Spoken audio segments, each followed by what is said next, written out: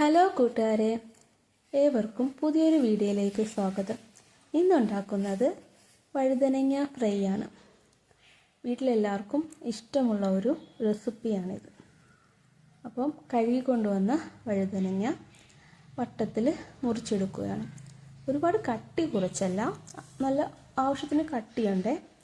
അല്ലെങ്കിൽ ഇത് ഫ്രൈ ആക്കുമ്പോൾ തീരെ അങ്ങ് തിന്നായി പോകും.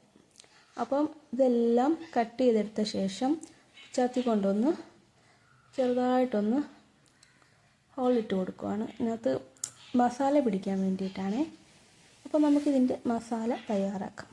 ഇഞ്ചി വെളുത്തുള്ളി ചതച്ചതും, മുളക് പൊടി, മഞ്ഞൾപ്പൊടി,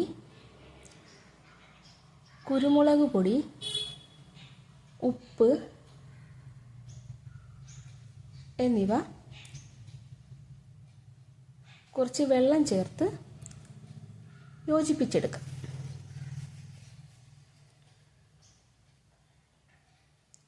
ഈ യോജിപ്പിച്ചെടുത്ത മസാലയെ വഴുതനങ്ങയിലേക്ക് പുരട്ടി മാറ്റി വയ്ക്കാം.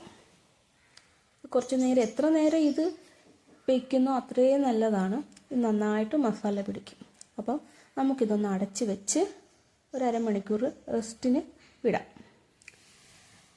അപ്പോഴത്തേക്ക് എനിക്ക് കുറച്ച് ജോലിയുണ്ട്. ഇന്ന് മഴയൊക്കെ ഉണ്ടെങ്കിലും അകത്തിരിക്കുന്ന ചെടികൾക്കൊന്നും വെള്ളം ഒഴിച്ചിട്ടില്ല.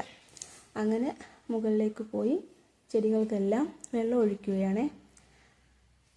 വഴുതനങ്ങയിൽ മസാല പിടിക്കുന്ന ടൈമിലേക്ക് മറ്റു കുറച്ച് ജോലികളെല്ലാം ചെയ്യാമെന്ന് വിചാരിച്ച് വന്നതാണ്. സ്പൈഡർ പ്ലാന്റും എല്ലാം അകത്തിരിക്കുന്നതിനാൽ അതിനൊന്നും വെള്ളമില്ല. പിന്നെ നോക്കിയപ്പോഴാണ് ബോഗൺവില്ലയിലും വെളിയിലിരിക്കുന്ന മുകളിലെ സിറ്റ് ഔട്ടിലിരിക്കുന്ന ചെടികളിലെല്ലാം നല്ല പോച്ച പിടിച്ചിട്ടുണ്ട്. അപ്പോൾ അതൊക്കെ ഒന്ന് വൃത്തിയാക്കാമെന്ന് വിചാരിച്ചു. അങ്ങനെ പോച്ചയെല്ലാം പറിക്കുകയാണ്. ഇത്രയും പോച്ചയുണ്ടായിരുന്നു.